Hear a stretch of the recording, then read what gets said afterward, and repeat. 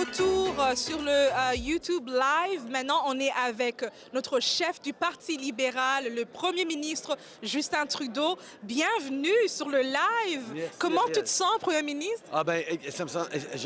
C'est super, là, tu sais, j'ai même pas les mots, là. L'énergie ici est tellement positive.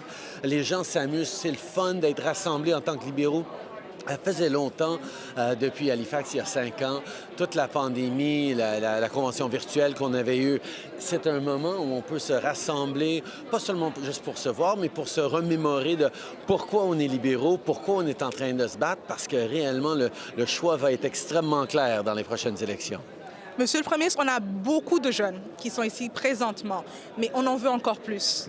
Quel message tu as pour les jeunes qui nous suivent présentement et qui peuvent envoyer à leurs amis pour faire sûr que quand c'est le temps de faire le choix, ils fassent le bon choix? Bien, souvent, on veut essayer d'attirer des jeunes, des militants parce que, ah oui, il faut que vous vous impliquiez en politique, il faut que vous vous intéressiez au parti. C'est pas ça qui intéresse tout le monde. Les gens sont ici parce qu'ils aiment vraiment la politique et ce qui entoure, puis c'est pas pour tout le monde.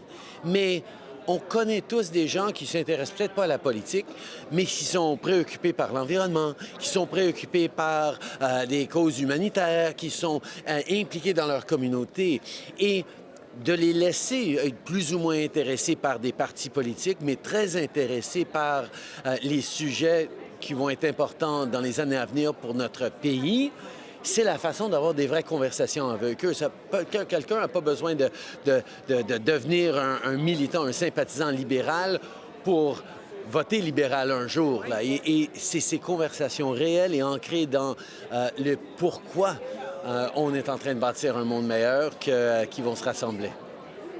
Well, what I'm getting from this weekend is just a ton of energy, and that's what everybody felt yesterday during your speech, was optimism, you know, a real forward-looking, thoughtful, not pessimistic view, and that's what's been resonating today, and that's the sort of vibe that I'm feeling. That's the tone of the weekend, and I think it was great that you set that tone really early yesterday. And one of the things that I took from yesterday was talking about building a nation and talking about continuing to build the nation. And actually, it's my favorite quote from your father, which is, "A nation is not like a house that you just build one day and then it's done. A country's never finished, and we're not done our job." And your reach out to workers and the people that use their hands to build our economy up was really, really meaningful. And I was wondering if you could comment a little bit about that message to people who are working hard to build up our country and how we're working for them.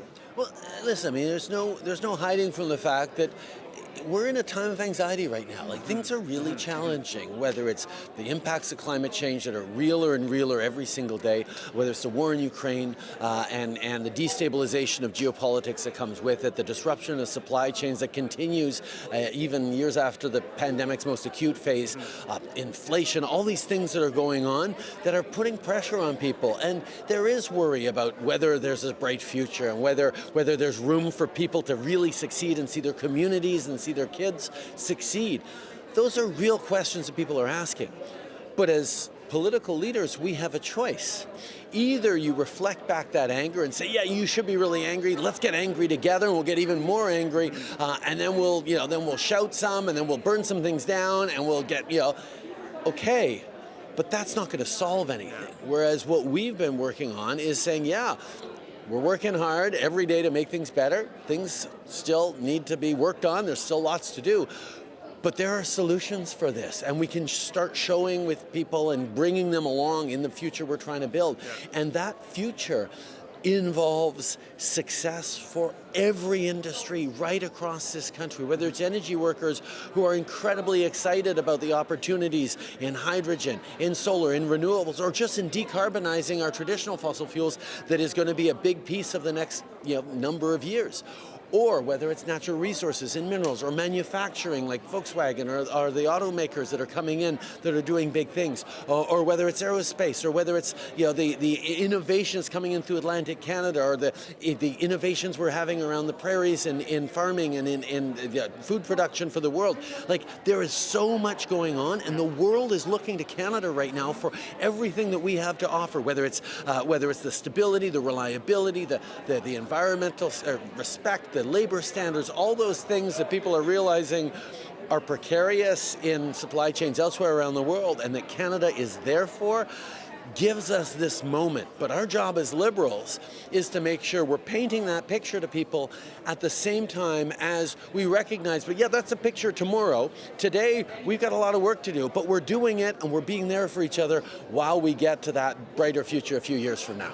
And you mentioned being there for Canadians, and you also touched on another quote that I know that we share a lot of affinity for from Star Wars, and like what good comes from being angry and wanting to fight, whereas, you know, we're promoting that positive message of being very, very optimistic and working hard at the same time. I was talking to some young people earlier today who are working very, very hard, and they're very optimistic for the future, and 3 of them you'd be very proud of signed up for Teachers College. These are young people who, you know, I've knocked on doors with in 2 or 3 different ridings. They serve on EDAs, and they were working in government. They went back to Teachers College, and you know why? Because we took away the interest from student loans. That's when they decided that it was feasible for them to go back to school. It wasn't possible before, and they're going, you know what? The government is investing in me. This Liberal Party is investing in me and my future. I'm going to give back.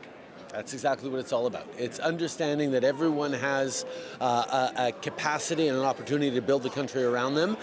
We just, as a government, need to facilitate it. It goes back to my story as a teacher.